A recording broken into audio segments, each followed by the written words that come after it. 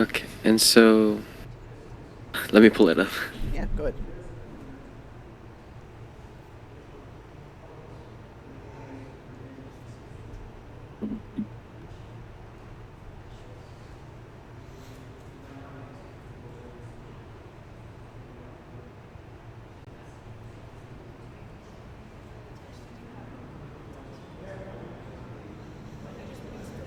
It was mostly about memory and Mhm. assembly code and C code. Yes. Mm.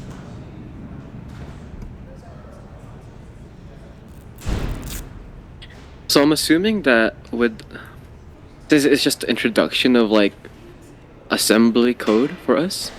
We're not gonna go too far, right? I Or mean, you'll know enough to you'll know most of the assembly instructions, or a decent chunk of like the baseline assembly instructions, and you'll learn how to do specific things. I think the hardest thing you learn how to do, and this is subjective, but um, the hardest thing I believe you learn to do is doing recursive function calls or mm, making a recursive function.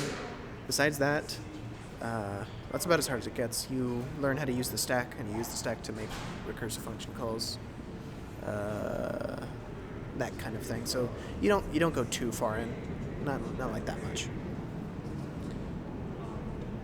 aren't most function calls on the stack too?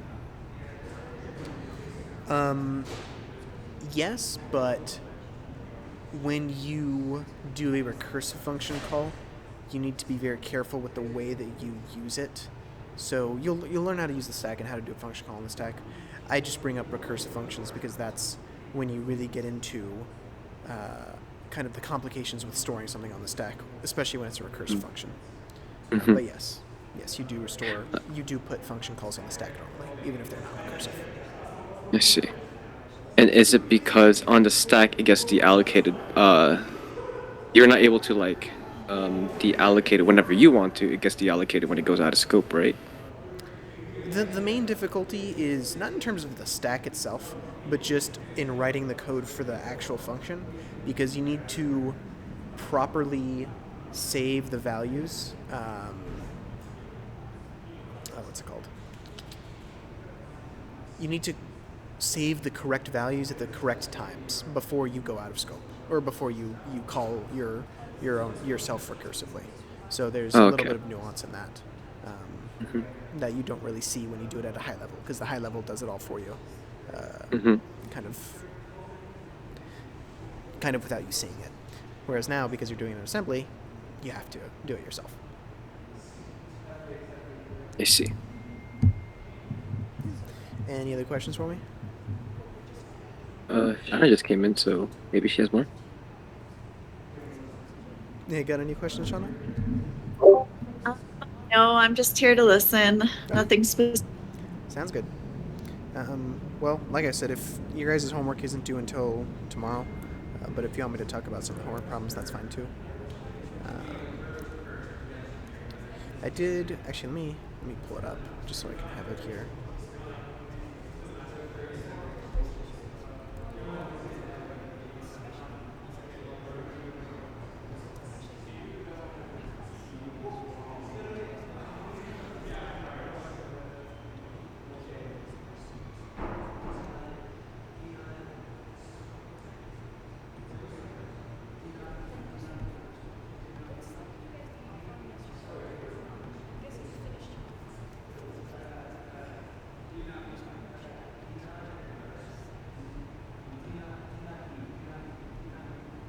Okay, yeah.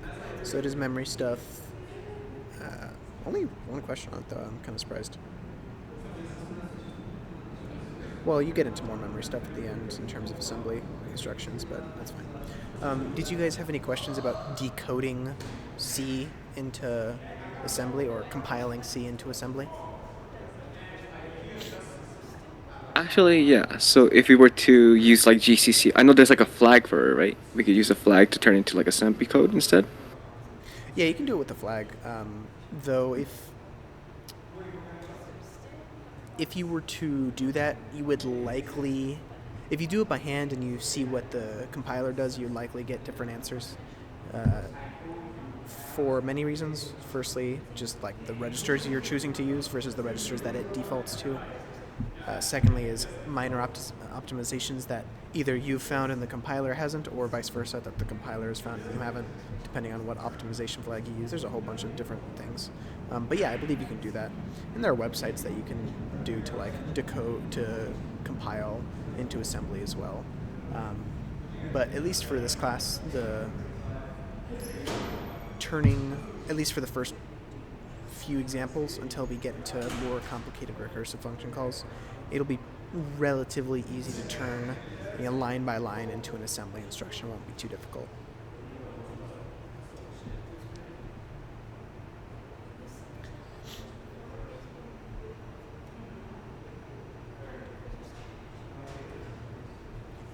Any questions for me?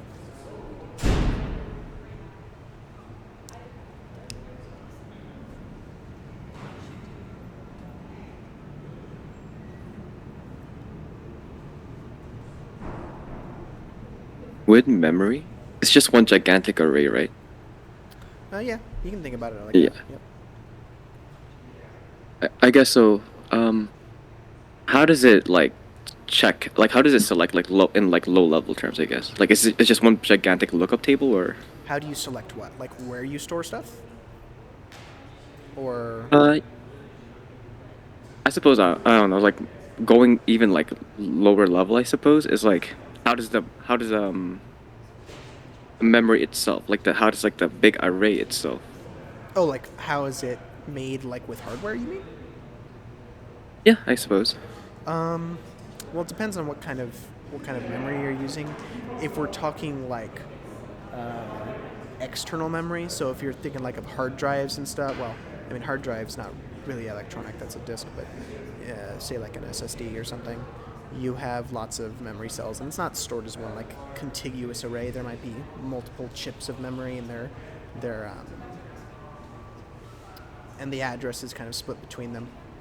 And you would interface with them like through your motherboard with some very fast peripheral interface. I think like SSDs, NVMe SSDs use PCIe as the interface, I believe. PCIe, I think the most recent one is 5, but that's a very, very new one. If you wanted to do SATA SSDs, for example, that's interfaced with, a SATA cable. There's a whole bunch of different protocols for communication, fast communication, to talk to memory.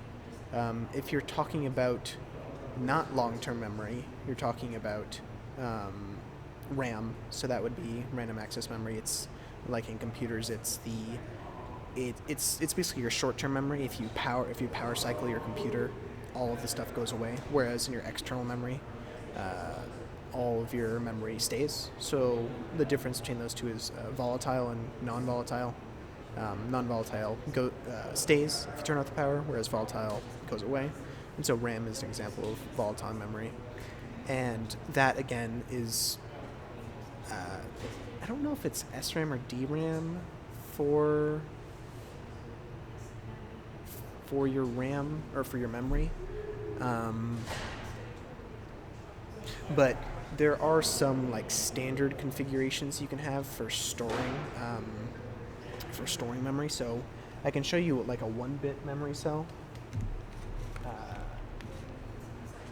which consists of just 2 components. It consists of, well, I'll just go ahead and draw them out.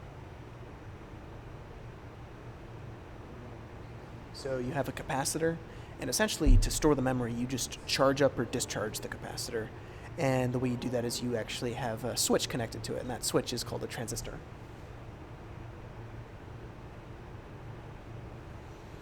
And basically, when you turn the transistor on, it's going to connect this capacitor to this wire over here. It's going to short this, and you can use that to either read or write to the capacitor. And if you have it opened, it's going to leave the capacitor alone. This form of memory is very inexpensive because it just takes a capacitor and a transistor, and that's not very hard to do, like in terms of like a chip level design. The one issue with it is that actually there's a little bit of a little bit of leakage current through the transistor, so the capacitor discharges slowly over time, and you actually have to refresh it every once in a while. And I say every once in a while, but this could be relatively quickly, like every millisecond or so, because these could be very small capacitances. But this is one form of storage. Another looks like this.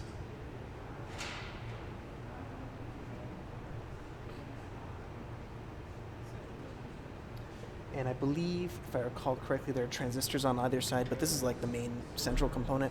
It's basically just two inverters back to back, and one wire is going to be your data, and the other is data bar, the inverse of data. And the reason why we have two back-to-back inverters is because they essentially constantly refresh each other's values, because actively at the transistor level we can look at these inverters, and there's always going to be a transistor on pulling the wire either high or low, depending on which transistor is on the NMOS or the PMOS. So this essentially is constantly refreshing itself, so you don't have the same problem where you have to refresh it like you do for this one. But it's actually more hardware because there are two transistors here, and then a bunch I haven't drawn off to the sides. So it's less compact memory, but it's better for long-term storage. I can't remember what it's called. This might be... I think this might be DRAM. I can't remember exactly, but these are two different forms where you could store memory. This is what it would be implemented at hardware level, and then you would connect many of them together into an array sort of thing, and then you can use address lines to hook them all up together and write to each of them or read from each of them. That's basically what you'd be doing. I see. Thank you. Yep. And you were right on the first one. That's DRAM. I looked at the notes that the professor gave us. Which one's the DRAM? The one with the transistor, stored bit, and then that one, yeah, and then the, and then the one that has the inverters connected to each other. That's the SRAM. SRAM. Okay. Mm-hmm. Thank you very much. Thank you. Okay. Yep. That's it. Did you guys go over that in class, or is that like stuff you're gonna go over? I believe that might be stuff that we're gonna go over. I don't really remember talking about SRAM or DRAM just yet. Okay. Well, it's not too big of a deal, but you'll probably at least mention it a little bit, maybe in passing, or you can just look at the slides if you're curious, or you could look up online materials of how to form memory cells. Like Dr. Baker has a lot of online stuff, especially if you look at his memory circuit class. He has a lot of memory stuff if you're curious about that at a hardware level. Yeah, any other questions for me?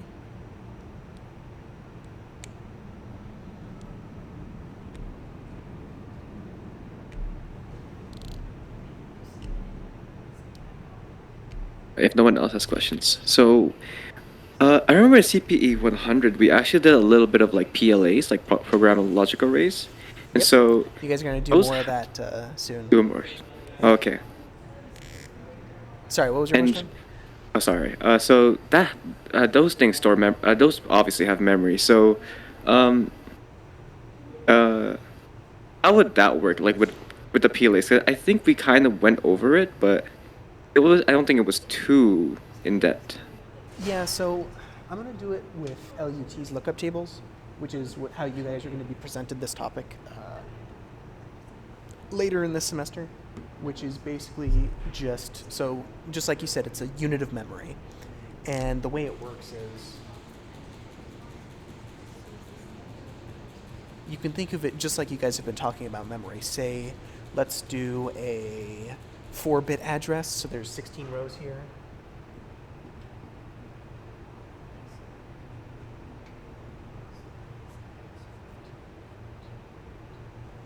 And then you have some sort of binary value in here. And typically we actually have these as single bit values in like lookup tables. And basically the way this works is that this functions just like a truth table. And actually, to make that more obvious, I'm going to rewrite this a little bit differently. 14, 15.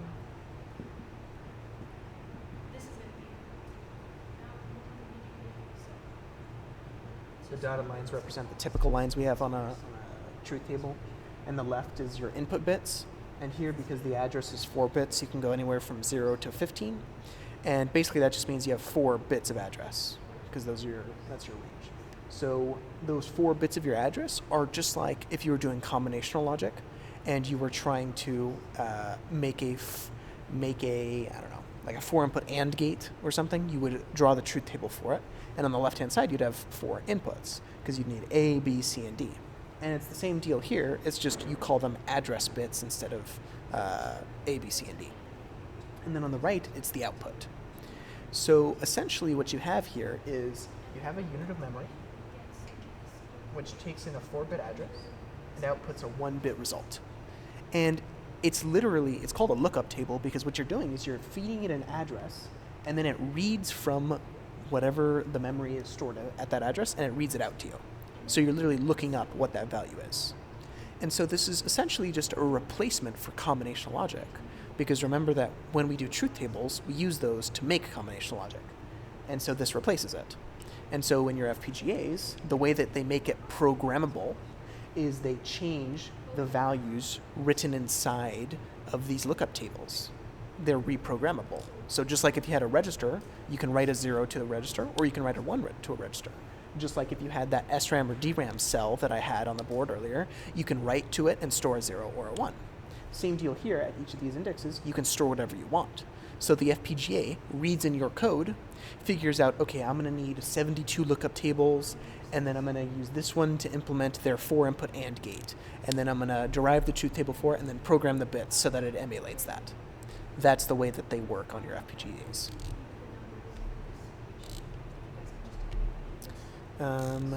Trying to think. Like in your 200 lab, you guys had one of the labs where you had to check your statistics on how well you did in terms of using up logic elements. Those logic elements, those are these lookup tables. That's what they are. So the more of them you use up, well, the more code you have, the more hardware you're instantiating, the more combinational logic you're instantiating, the more of those lookup tables you have to use. And there are also registers that you use separate from those. So these are technically sequential blocks, but we use them only for combinational because at programming time, like when you program the board with your code, these are then fixed values. They don't change. So while they are sequential, for the purposes of your FPGA, these are just combinational blocks. Whereas for sequential logic that you're trying to download to the FPGA, you need actual registers, actual flip-flops. And so there are separate flip-flops and registers to be used on your board, which is why you see those listed separately than logic elements. I think that's about all I have to say on that. Did I answer your question or no? Kind of went off on a tangent. You did. Okay. Yeah. All right. Any other questions for me?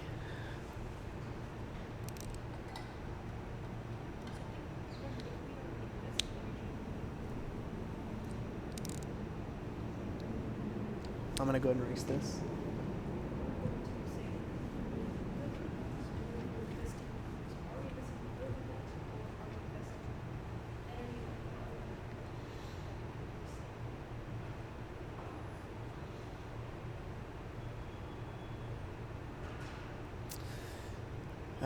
What else? I guess since you guys don't have any questions for me, what are you guys thinking about doing for your lab projects? Because those are going to be coming up soon, yeah?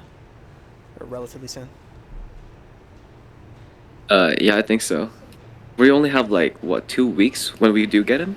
Yeah, but if you start thinking ahead now, it might, you might have more time to work on it. Mm-hmm. So anyone have any ideas for what they want to do for their project? Me and my lab partner, I think she wants to do Tetris. Okay, Tetris is a fun one. People have done Tetris, right? Yes, you can look at the previous years. You can look at the winners as well as the actual everyone. So yeah, Tetris was done. I think it won 3 years ago or 2 years ago or something. I can't remember. Something like that. There's typically a lot of games that people like to implement just because it's fun to say, "Oh, I made a game." But those aren't the only ones that you see There are a whole bunch of other projects too. Any other ideas for junior design projects?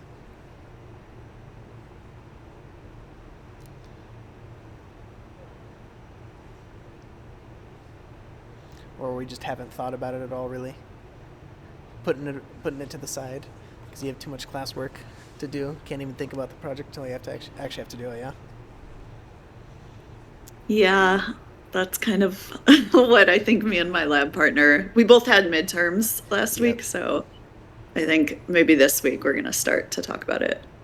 Okay. Um. Well, I guess. Try and do something that you'll find interesting. So, with your partner, try and get something that you both think you'll enjoy, both the end product and the development of it. Because otherwise, it's a real slog to try and get through it if you don't really like what you're working on. What else?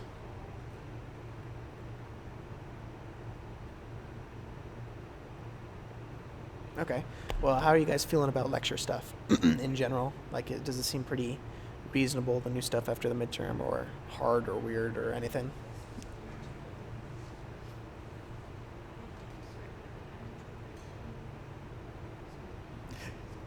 I think it's really fun, like, because we're using the things that we've learned before in order to like carry on with the new stuff that we're learning. Yep. Yeah, that's right. We most definitely feel like a certain level of progress. Yeah, that's very true. And I think at the end of I don't know if you guys have time for it, but sometimes she, at the end of the course, does like a little bit of microarchitecture stuff. So, like, you guys have talked about an ALU, but then connecting that to a series of registers and a control unit to make a processor. It's pretty interesting, pretty fun. So you can actually have something that can run assembly, and it's kind of like the baseline for all your computers that you have. You go more into detail on that topic in CPE 300 because that's microprocessor architecture. And if you're very curious about more advanced methods, you can take 404, which is advanced processor architecture. This is a pretty fun class, interesting concepts in that one.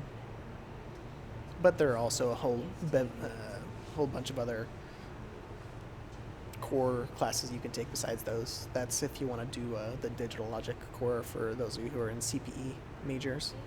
For EEs, though, I think you don't even have to take CPE 300. You just have to take 200, unless I'm mistaken. I think that's right. So I have a question. I'm just like looking through the homework, and I think, sorry, Good Noodle, if you asked this before and I just totally didn't catch it. Like, is there a way on, for example, Visual Studio that we can run like some of these like assembly language type of things, like the ADI and the LW, and like check it? There would be a way to like download an assembler and run it, but I think you're gonna go into this in lab. But if you look up the Venus simulator, like the planet Venus, and it'll be the first result. Yeah, the first result that pops up. That is a RISC-V assembler. So basically, if you type assembly code into it, it'll show you what happens both at the register level and at the memory level. So you can run your assembly code and see what it does. Oh, I see. Like the extensions, the RISC-V Venus simulator for Visual Studio? No. Just look up, like, on Google Chrome. You can look up Venus. I think, It looks like it's on Visual Studio. If Like it you is, can. that's awesome. I don't know how to use it on Visual Studio Code, like how to like compile or assemble the assembly code and then run it. But if you want to try that out, go for it. Might be more easy for you rather than doing it online.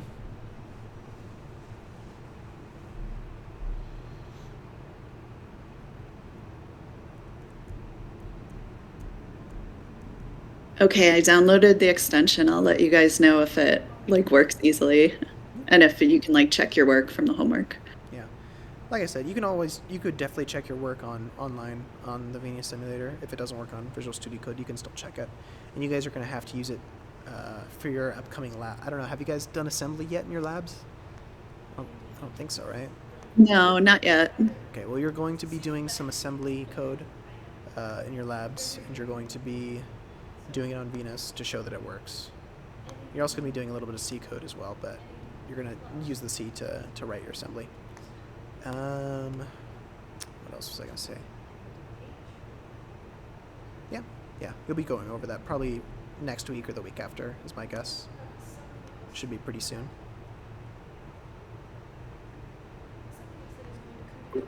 I think we only have like a couple of labs left. Yeah, that sounds about right. Yeah. Well, EE class, we only have 2 labs, and I thought it was the same for CPE. We only have like 2 more labs left or something, but Yeah, that sounds pretty accurate. Should be very, very few left.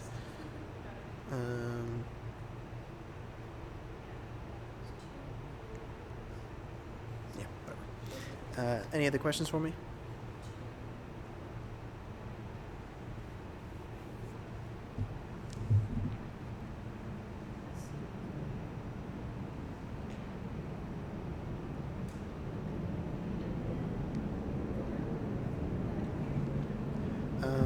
Oh yeah, I did mention that I was going to change my office hours on Fridays. So I was thinking about changing them to 2:30 p.m. on Fridays, just so that people after lab can join in. I think I'm gonna make a message in the Discord telling the rest of your peers about changing my hours.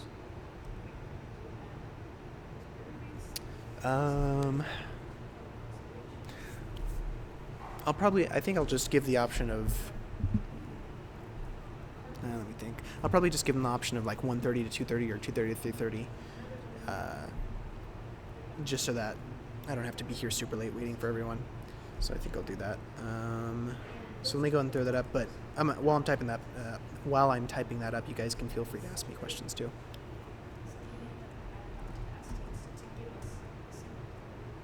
yeah, I don't know if anybody has specific questions, but like I'm always up for just kind of reviewing all of the memory locations and like everything. I don't know, just maybe an extension of what we did yesterday.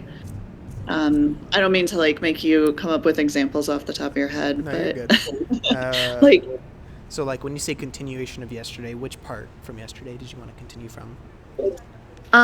like the part that I was asking about with the like that hexadecimal like memory address location and like all of that stuff. Right.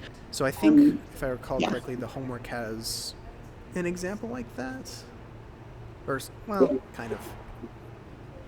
Yeah, like I mean it definitely, I don't want you to like have to, I don't know if there's like a way we can make up another example or Well, I mean, we could just look at the one on problem 4 because that's that's very similar to what you guys are seeing, just without the columns, like separated by bytes.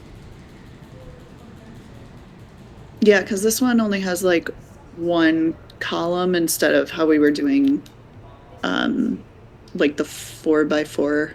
Well, or the 4 it's one column, but it is actually 4x4. You don't really see, it's not visually shown to you, but each of those each segment of 2 hexadecimal digits are actually split into bytes. And because RISC-V is byte addressable, you could access each of those individually.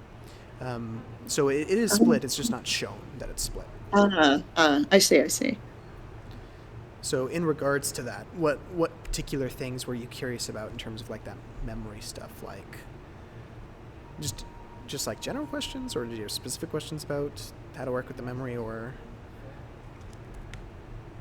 No, nothing specific. I think I just need to like go back and review all the notes and like maybe even review our session from yesterday. Okay.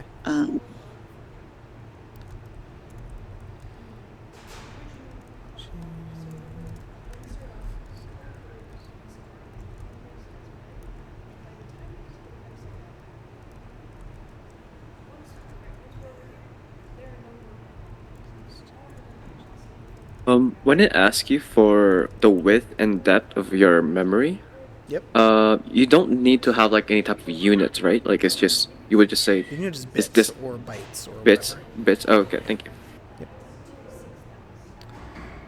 It just depends on what they want the answer as. Just the easiest thing for us is bits, like in terms of like actually figuring out the answer. Typically, the easiest answer for width is bits because by definition, width is kind of the size of what the thing is you're storing, and we measure the size, at least at our level, in bits. At higher levels, you'd measure them in bytes. That's typically how they're measured, but it doesn't matter. In terms of depth, the units, well, it wouldn't be bits. You wouldn't call it bits. I don't know what the unit is you'd use for it. Maybe just entries, I guess. I don't think there's a specific unit for it. You would just say the number.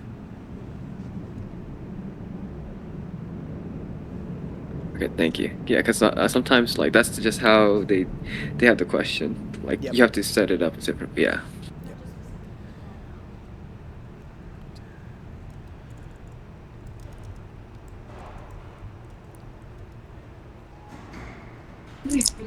I have a quick question. I'm not sure if anyone else wants to do it, but can you go over 4A? 4A. Let's see. So that one is the one with that memory.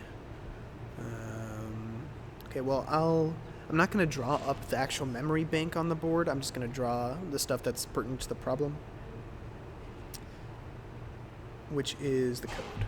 So I'll go ahead and write that up on the board.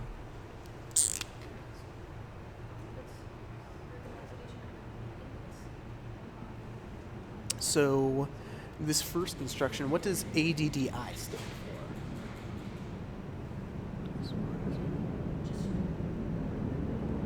This is a question open to anyone. Anyone's answer. Isn't it like add temporary?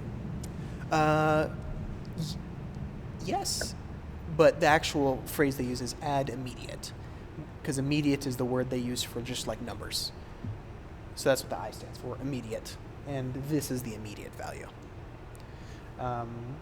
So what would this assembly instruction actually do? Like what's this going to generate, or what is it going to do? Just add things up. Yeah, it's going to add these two numbers up, and then it's going to store the result into this. So we're taking this, which is a register, it's the 0 register, and we're adding it to hex 200, and then we're storing it in S1. So effectively in C code, you would write something like S1 is going to be equal to 0 plus 200, or hex 200.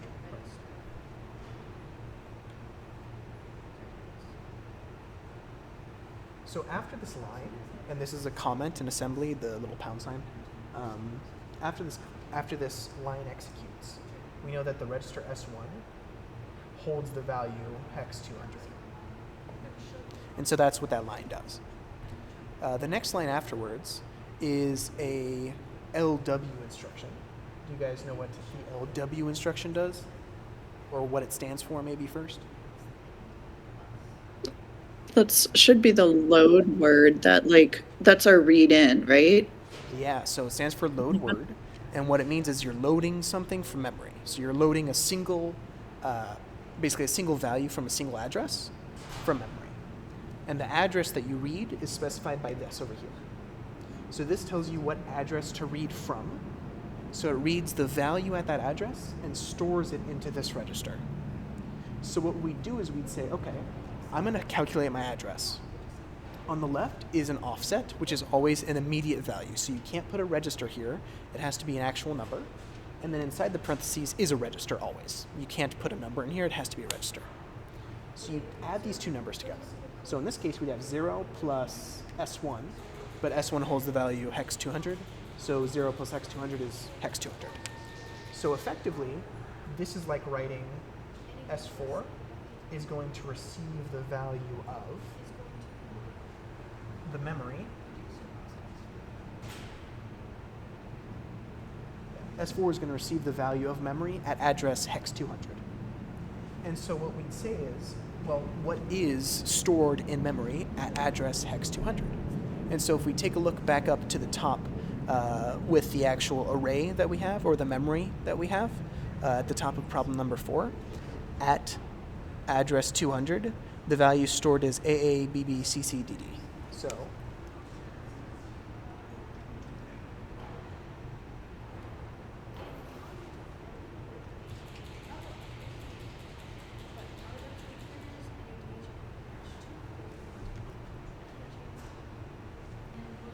And so that should be the final answer that we're looking for, because the question asked us what is going to be in S4 at the end of these instructions, and this is what's going to be in S4 at the very end.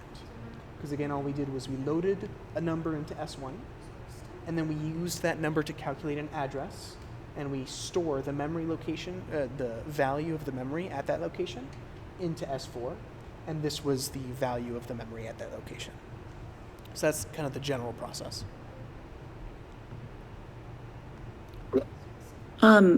So I'm sorry, this is probably like annoying for other people, but like I get the first add I, whatever. I get how S1 holds AABB after that first line. Then the second line, load the load word, and we're loading it into S4. What is the 0 part? So that's called the offset. So it's just any number, and the reason why it's there is it's kind of not obvious right now, but as an example, let's say in a high-level C code, you just made an array, and you want to be able to access, the array at index 0, the array at index 1, at index 2, at index 3, etc. Well, in hardware, one way to implement that is to have a bunch of contiguous memory spots. So that means that you have hex 200, hex 204, hex 208, hex 200C, all be consecutive values in your array. And so what you can do is you can have the same base, so the same starting point, and then if you just want to access different indices of that array, you can put 4, 8, 12, 16, etc. to access each individual index. So that's like one way you can use it. But just in general, the way this functions is that this number plus this number forms your address that you're going to look up. You can use it for many different reasons, but array indexing an array is one of them.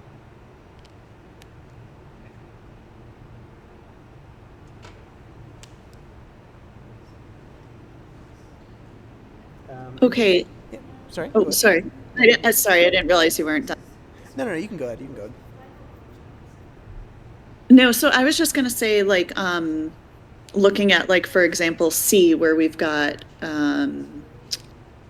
B, where it's 8 with T2, which we had loaded before. So we would just count up 8 from 0. So, like, 1, 2, 3, 4, 6, 7, 8. So, like, we'd start at, like, 1 EC and then add...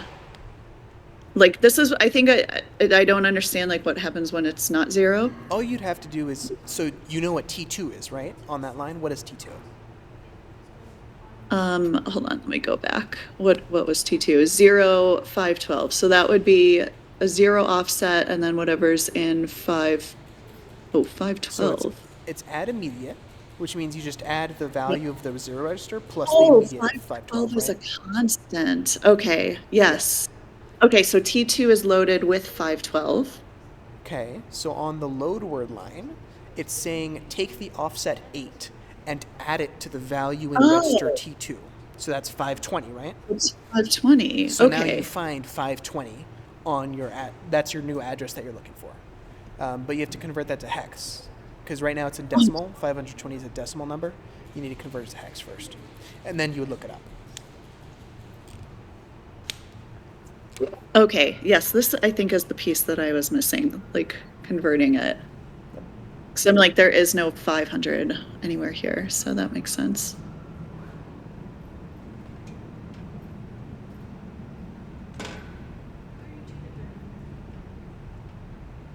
So if you figured out what 520 is in hexadecimal, it should be 208.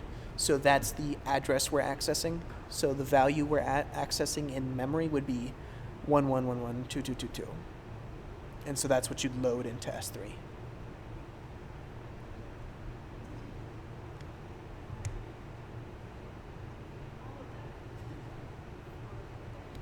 And then I have a quick question. If we could go back to A, I think I remember her saying, like, if you wanted to go to an address, it records by 2 bytes.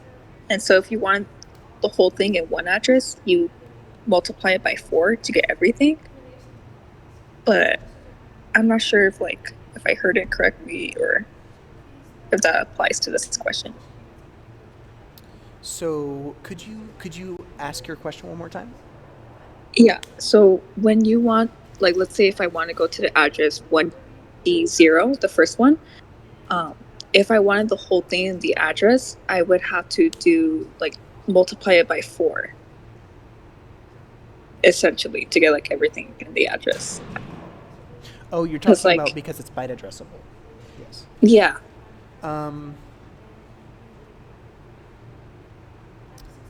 So it just kind of comes down to how you index, the way you index your memory, because one way you can do it is you can say each line is an address. So the first line is address 0, then the next line is address 1, then address 2, then address 3, then address 4.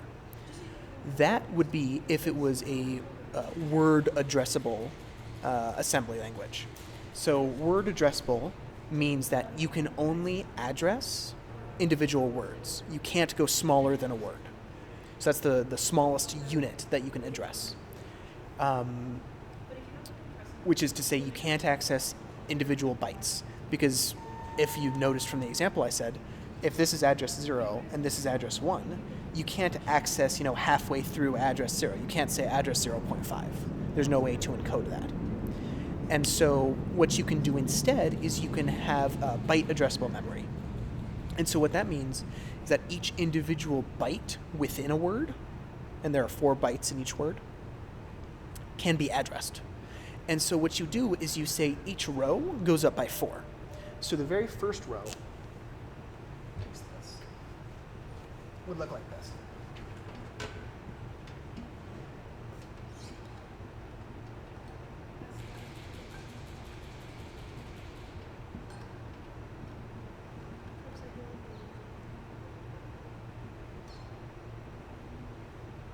And so what I'm saying here is, if I wanted to read out the entire word of the memory stored at the location hex 4, stored at this location in memory, I'd have to say hex 4. Despite the fact that this is the first entry, or the first row that I see, I'm addressing it as hex 4. The reason why is because I want to be able to also, if I wanted to, access individual bytes. So you guys are used to the load word, store word instruction. That's what you've been going over. But there's also load half, store half, and load byte, store byte. Load half loads half a word or stores half a word, so 2 bytes.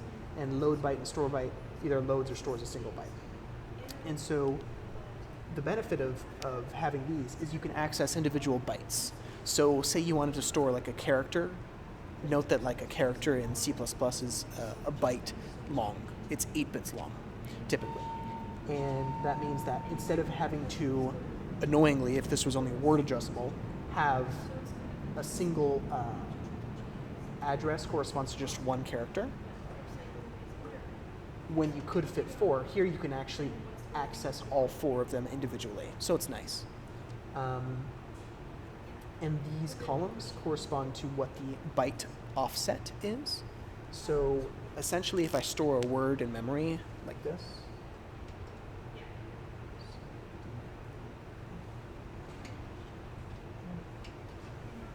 I have a few options. I can say, okay, I want to read the word at memory location 0. Okay, that's fine. You can do that. You're going to get this entire value. Or you can say, okay, I want to read the byte at location hex 1.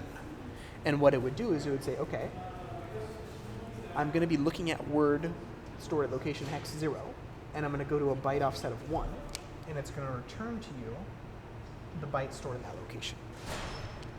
And so for any byte addressable memory, yeah, you're going to go up in in increments that aren't 1. You're going to go up, in this case, by 4s. Because by definition, you're going to have 4 bytes in each word, and each of those corresponds to 1 extra address you need to take away.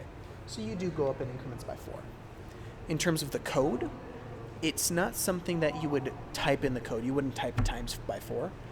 Well, I mean, you could. But you would typically do it by hand and figure out, okay, well, what address do I want to get to? And like figure out the address that you're storing to, and then just use that address rather than multiplying it by 4. You could do that, it's just, there's no reason to.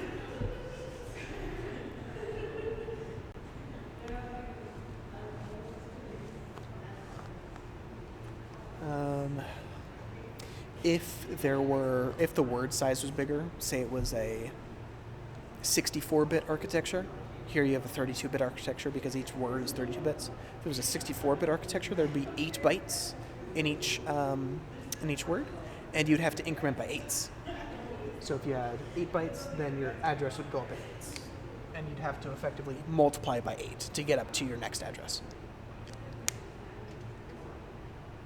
And so that multiplication by 4 stuff does matter, kind of like in the example when I said if you were trying to index an array, if you were trying to access different indices in an array, when you're going up to the next index of your array, you're not adding 1 to move on to the next one like you would in high-level C code. You wouldn't go, okay, I start at array address 0, then go to address 1.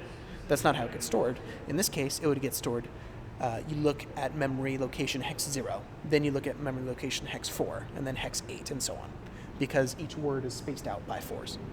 So in that case, yeah, you would multiply by 4, or just add 4 consecutively. Does that reasonably answer your question? Yes. Okay. Thank you. Sorry, I went off on another tangent. Any other questions for me?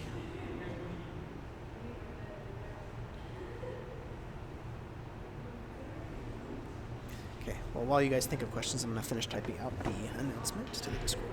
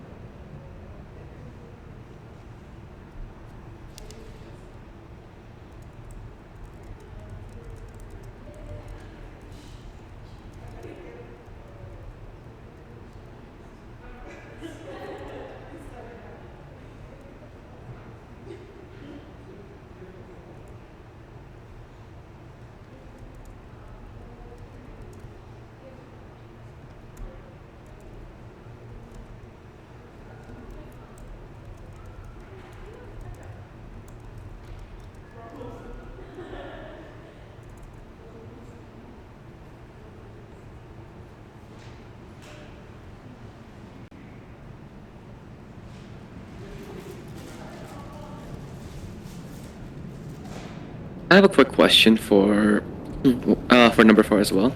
Yep. So when it says that there are 64 bytes of memory, so we need to consider that 1 byte is 8 bits, right? So we would want to multiply 64 by 8. And then that's going to give us 512. And then we want to divide that by 16. It's just So you saying that the total memory you're looking at has 64 bytes in it. That's all. That's all it's saying. So, like, if you were to We don't need... you don't have to use the. I don't think you have to use the 64 for any calculations. But Okay. basically, all it's doing is they're just saying, well, how many rows are there? There are 16 rows that they're showing you, and each of those rows has 4 bytes in it. So 16 by 4, that's 64 bytes. I see. Okay. So you wouldn't really use the 64 number for anything in particular. The only thing you...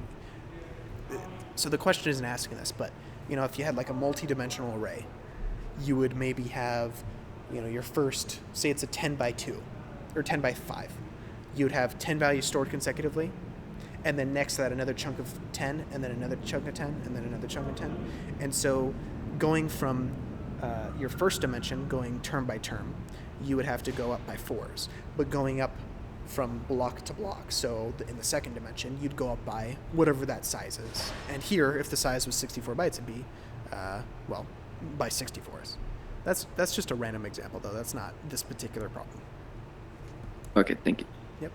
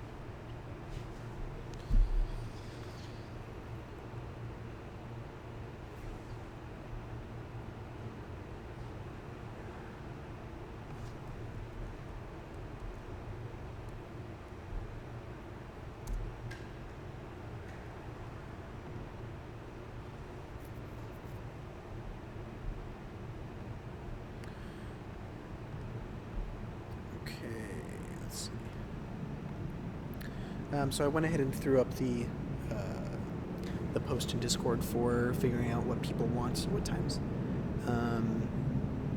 Like I mentioned, they're both going to be in person since we'll be close to campus anyways. They'll both be at the same location, the Great Hall, if anyone wants to come after their lab is done. I imagine more people are going to select 2:30 to 3:30. I just wanted to offer both just in case. You know, maybe they're from the earlier lab and they want to do it earlier or something. But besides that, do you guys have any other questions for me?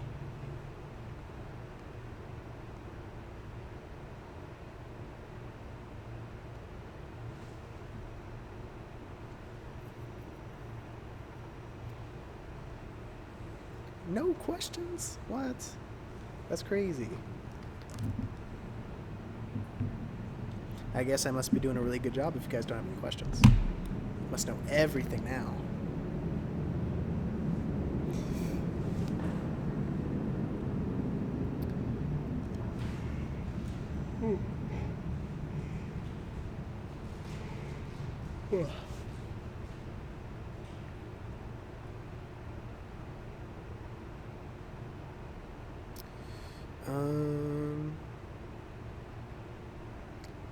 Well, we got about 10 more minutes, so I think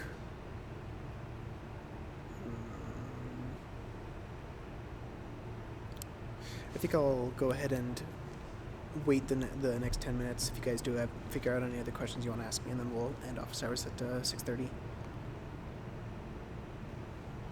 me go erase this actually.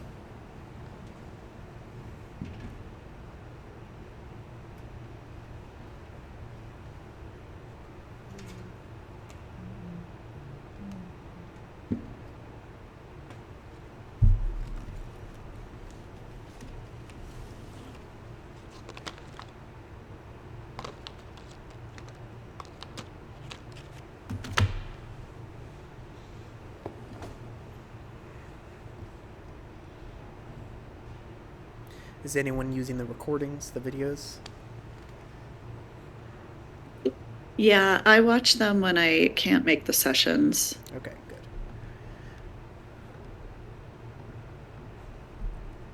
good. Okay, I do have a question. This might be a stupid question. No, you're good.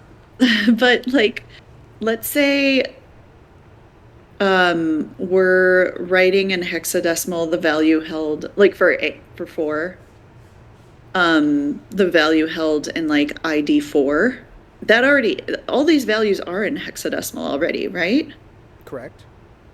Okay, that's all I was wanting to know. Yeah, those are in hexadecimal. Yep. Okay. Theoretically, no, never mind. They could technically be in a higher base if you weren't specified the exact number of bytes that were in here. But since you've been told it's 64 bytes, you can deduce that, yeah, they are in hexadecimal. If you want it to be very technical about it, you might say, well, it could be a higher base than base 16. It could be like base 20 and we wouldn't know. But yeah, it's in hex. So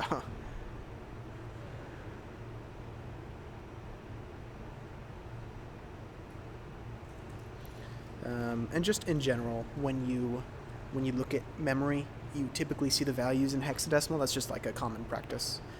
If you did it in binary, it would just be it'd just be really long. It'd be excessive, especially when you have higher bit architectures. If you have like 64-bit architecture, no one wants to look at 64 zeros and ones. They'd rather look at 8 hexadecimal or 16 hexadecimal digits. It's easier to look at.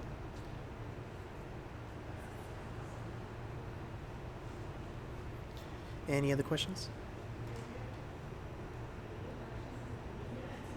So when it comes to registers, like, they just hold memories, right? Yeah, they hold. Yeah, they are memory. They hold values. They are. Yes. Yep.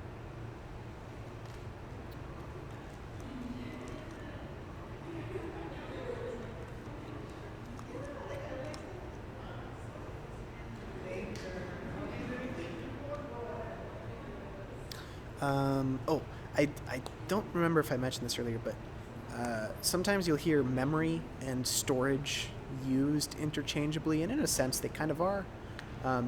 Though typically in terms of computer hardware, storage refers to long-term, non-volatile memory, so the stuff you'd store like on a hard drive, whereas, so that's what storage is, whereas memory is referred to as short-term stuff that goes away after you power on and power off your device.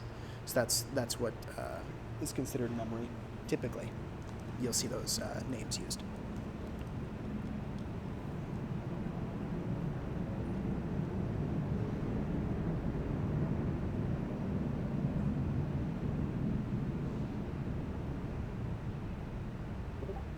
I feel like I'm getting really confused about very small things. So, like, in number 4, is that just that's a 12-bit address?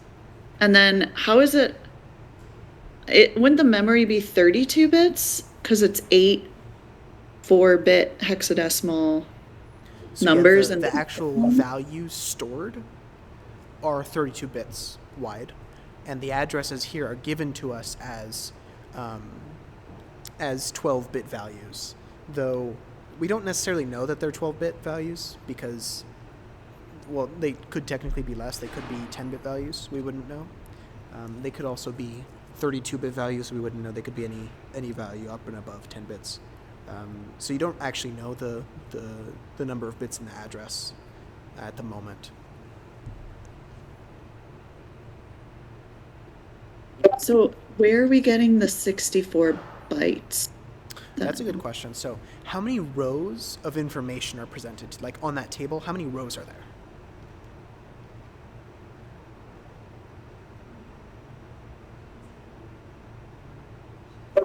Oh, 16. Yeah, there are 16. Now, how much data is stored in each row? What did we say, 32 bits? Yeah, 32 bits. And how many bytes is that? Let's see, 8 bits to a byte? Yep. So 4. Yeah, so Four? you have 16 rows, each of which has 4 bytes, and 16 by 4 is 64. So that's where that number comes from. Yes. Got it. Thank you. Yep.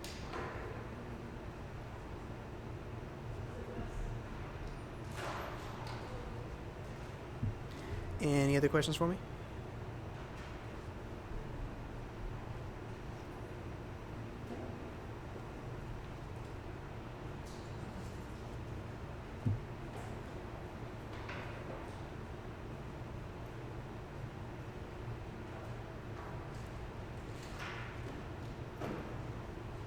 Man, you guys must be coming to office hours too often if you're running out of questions for me. That's crazy. Nah, I'm just messing with you guys. I'm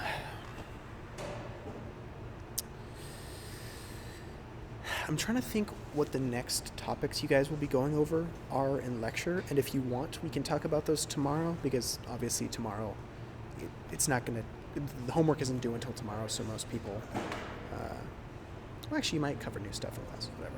But like I said, tomorrow, if you guys want to go over the new stuff from lecture tomorrow, or future stuff from that you'll be going over the next few lectures, I'm more than happy to talk about those as well.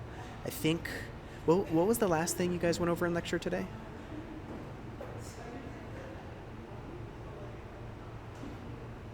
Or not today, sorry, yesterday? It was like the S1, S2, T1, T2. It was basically like the add-I Okay. assembly language stuff. So you'll probably go over more syntax for other instructions, because you've talked about add, and you've talked about some of the, well, you'll end up talking about some of the logical and arithmetic operations more, like subtract and what's it called, and more load store operations like the ones I mentioned earlier: load half, store half, load byte, store byte. You'll also talk, oh yeah, next you're probably going to talk about conditional instructions, so jump instructions and branch instructions, where you can jump to different spots in your program. In the same way that in C you can do like if statements, and either it executes the if statement or skips over it. You can have instructions which either will have you go to one set of code, one set of assembly, or skip over it and go to another set of assembly code. So you'll go over those kinds of instructions, the branching or the jumping instructions. you'll go over, probably eventually you're going to go over how the instructions are encoded in binary, so the machine code for all of the instructions. You're going to go over the different types of instructions because the instructions are broken up into different typings. So there's immediate instructions, there's, I can't remember, I think it's R instructions for just register instructions, there's memory instructions, there's jump and branch instructions, and I think the extensions have a few other ones, but those are those are the bigger ones. So like I type, R type, U type, J type, a bunch of those you'll talk about in class and the way that you write the machine code for them. But you don't have to memorize any of it. You'll be given like a table of how to encode stuff, so you don't have to worry about that on exams and stuff. That'll be given to you in a table on the back of the exam.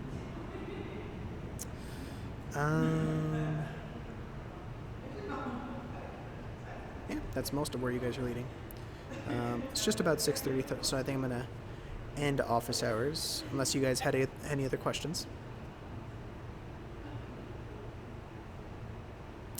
I'll take that as a no. So I'll go ahead and end office hours right now. Thank you guys for coming in, and I'll see you all tomorrow. Thank you. Thank you. Thank you very much.